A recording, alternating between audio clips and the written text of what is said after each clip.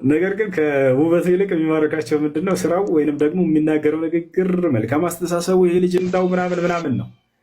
ለዚህም ነው ቆንጂዬ ተብለው የታሰቡ የሰፈር ልጆች ምናምን እዚህ ግባ የማይባል ማስጠያ ወንድ አግብተው ሲመጡ ታያላችሁ። ውበቱ አይደለም ያቺ ሴት የማረካት፣ ነገር ግን የእርሱ ስራው ነው። የእርሱ መልካምነቱን የሆነ መልካምነቱን አይታ ነው። ሴት ልጅ ደግሞ በዚህ ተቃራኒ ነው። ማነው ወንድ ልጅ ይቅርታ፣ የፈለገ መልካም ትናገር ሴት ልጅ ምን ትበል፣ እሱ አይደለም የሚያሳስበው፣ ብቻ ውብ ትሁን፣ ቁመናዋ ያማረ ይሁን። ለዚህ ነው አምላክ አላህ ሱብሓነሁ ወተዓላ ከሴቶች ላይ እንዲህ የውበት መገለጫዎቻቸውን በወንዶች ስር ሂደው እንትን እንዳይሉ ያዘዛቸው። ገብቷቸዋል አይደል? ወንድ ልጅ በዛ ተማርኮ ቶሎ የሚወድቅ ስለሆነ ማለት ነው። ሴት ልጅ ደግሞ በውበት አይደለም ትማለ። ለዚህ ነው ገብቷል።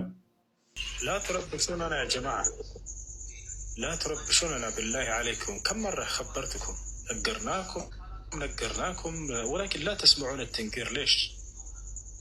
قال شيخنا الشيخ جمال الدين حفظه الله تعالى: من لم يفهم بالإشارة فهو دنقار.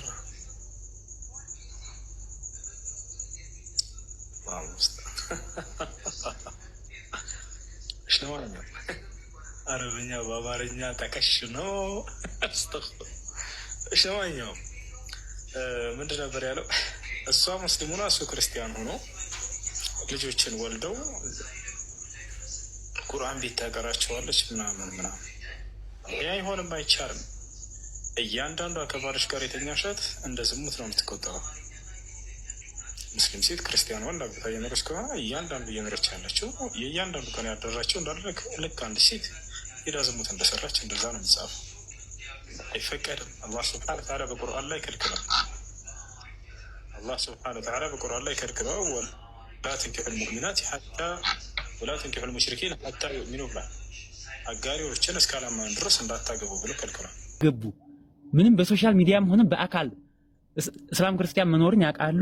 መንኩሰው ገዳም የገቡ በዛው በመነኮሱበት ቦታ ቢሞቱ አላህ ስብሐነ ወተዓላ ይጠይቃቸዋል አይጠይቃቸውም? ያኒ በሶሻል ሚዲያ አልሰሙም፣ እንደው ዝም ብሎ ነው የገቡት፣ እዛው አልደረሳቸውም የእስልምና ጥሪ ማለት ነው። እነዛ ሰዎች ቢሞቱ አላህ ይጠይቃቸዋል? ደሞም እንዲህ የሚልም ሐሳብ አለ። ለምሳሌ እኔ እህቴን ወደ እስልምና ጠርቻታለሁኝ፣ አባቴን አልጠራሁትም፣ እናቴንም ሞከር አድርጌያለሁኝ።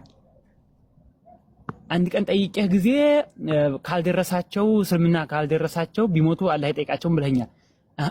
ይሄማ እንግዲያስ እኔ በመክራቸው ላይ ሰሙኝ ስለሚችሉ ክርስቲና ሙስሊምናን ሊቀበሉ ስለማይችሉ ሳልመክራቸው ቢሞቱ ያኔ አልደረሳቸውም የእስልምና እንትን ጥሪ የጀነት ይሆናሉ ብዬ አነጻጽሬ ያሰብኩኝ። እቺ ነገር እንዴት ትታያለች? እሺ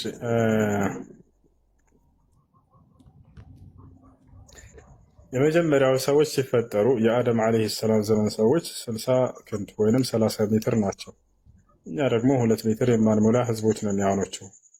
እና በምንሞት ጊዜ ወይንም በምንቀሰቀስ ጊዜ የሚኖረን ተክለ ሰውነት እንዴት ነው የሚል መሰለኝ። እንደዚያ ከሆነ በምንቀሰቀስ ጊዜ ያን የኖርንበትን ተክለ ሰውነት ይዘን ነው የምንነሳው። ነገር ግን ወደ ጀነት ስንገባ ጊዜ ዛኔ ሁላችንም በአደም ቁመት እንሆናለን። 60 ክንድ ወይንም 30 ሜትር እንሆናለን። ማስረጃ ቃል ነቢዩ ሰለላሁ ዐለይሂ ወሰለም የድኹሉ አህለል ጀነት አልጀና ዐላ ጡል አቢሂም አደም 60 ዚራዐን።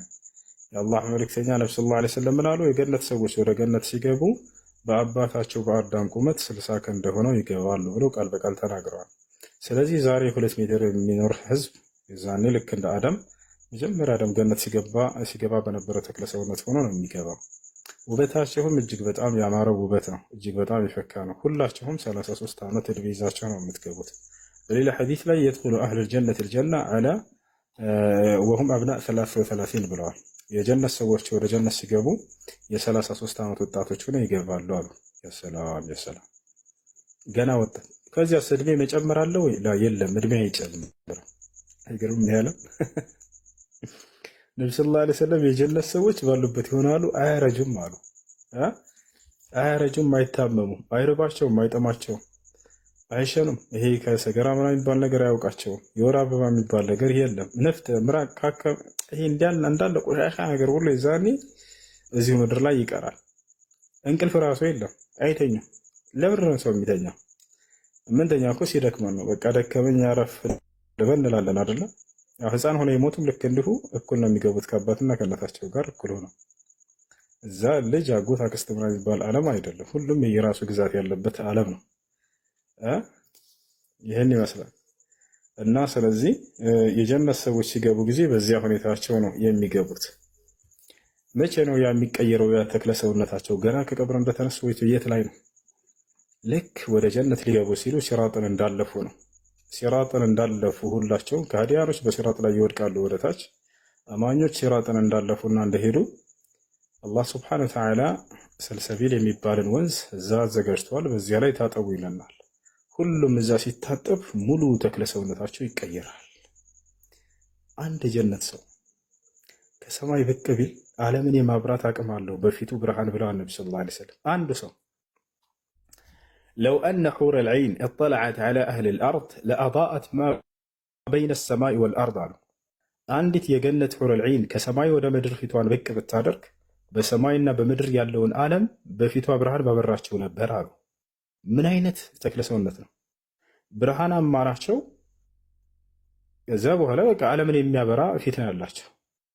ዓለምን ያበሩታል ብቅ ቢላሉ ነብዩ ሰለላሁ ዐለይሂ ወሰለም። አንዷ ማለት ነው የፊቷ ብርሃን ብቻ።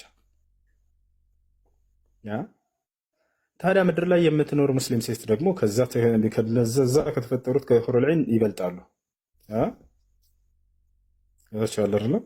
ከሑረል ዐይን ይበልጣሉ እነርሱ ደግሞ ከሑረል ዐይን ይበልጣሉ። ምክንያቱም እነዚህ ያለምንም ስራ ነው ያገኙት፣ እነዚህ ግን ሰርተው ነው ያገኙት። ስለዚህ እነዚህ በውበትም በስልጣንም በተክለ ሰውነት በሁሉ ነገር እነዚህ በጣም የበለጡ ናቸው። ያ ነው እና የጀነት እንትን ዓለም በጣም የሚገርም ዓለም ነው ጀማ፣ ወላሂ የሚገርም ዓለም ነው። እንቅልፍ የለም እዚያ። ለምን ከተባለ እንቅልፍ የሚተኛው ሰው ለምንድን ነው? ስለሚደክመው ነው አይደል? አንድ የደከመኝ አረፍ ልበል እንላለን። ከተኛን በኋላ እንደገና እንደ አዲስ ጉልበት ሰብስበን እንነሳለን። ታዲያ እዛ መድከም የለም ብሎ አላህ ዘጋው። ያንን ችግር እንቅልፍ የሚያስፈልግበትን ምክንያት ዘግቶታል። ላ የመሱሁም ፊሃ ነሰቡን አለ ወማ ሁም ሚንሃ ቢሙኽረጂን። እነርሱ በእርሷ ውስጥ ድካም የሚባል አያውቃቸውም፣ አይነካቸውም። ልጅ መውለድ ሳለ ወይ ላ ልጅ መውለድ የሚባል ነገር የለም። ነቢያችን ሰለላሁ ዐለይሂ ወሰለም ቃል በቃል የጀነት ሰዎች አይወልዱም ብለዋል። እዛ መውለድ መወላለድ ምናምን የለም። ግን ከፈለገ ሰው በጀነት ውስጥ አንድ ነገር ከፈለገ አንድ ሰው ኃጢአትን እስካልፈለገ መጥፎ ነገር እስካልፈለገ ድረስ ይሰጠዋል።